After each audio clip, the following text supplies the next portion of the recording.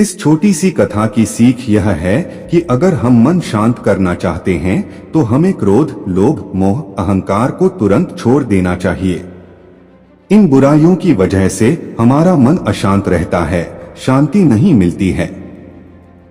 गौतम बुद्ध रोज अपने शिष्यों को उपदेश देते थे। बुद्ध की ज्ञान की बातें सुनने काफी लोग आते थे। एक व्यक्ति गौतम बुद्ध का प्रवचन सुनने रोज नियम से आता था और उनकी सारी बातें सुनता था। बुद्ध अपने प्रवचनों में क्रोध, अहंकार, लोभ, शत्रुता छोड़ने की बात कहते थे। बुद्ध के प्रवचनों का सार यही था कि इन बुरी बातों को छोड़े बिना जीवन में शांति नहीं मिल सकती है। एक दिन उस व्यक्ति ने गौतम बुद्ध से कहा कि तथागत, मैं रोज नियम से आपके प्रवचन सुन रहा हूँ, लेकिन मुझे कोई लाभ नहीं मिल रहा है। आपकी सारी बातें सच है, लेकिन मेरे जीवन में इनसे कोई बदलाव नहीं आ रहा है।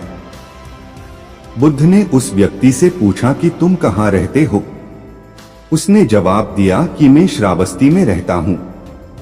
बुद्ध ने पूछा, ये जगह यहाँ से कितनी दूर है? उस व्यक्ति ने जगह की दूरी बताई। इसके बाद बुद्ध ने फिर पूछा, तुम वहां कैसे जाते हो? व्यक्ति ने बताया कि कभी घोड़े पर, कभी बैलगाड़ी पर बैठकर जाता हूं। बुद्ध ने फिर पूछा कि तुम्हें वहां पहुंचने में कितना समय लगता है? व्यक्ति ने पहुंचने का समय भी बता दिया।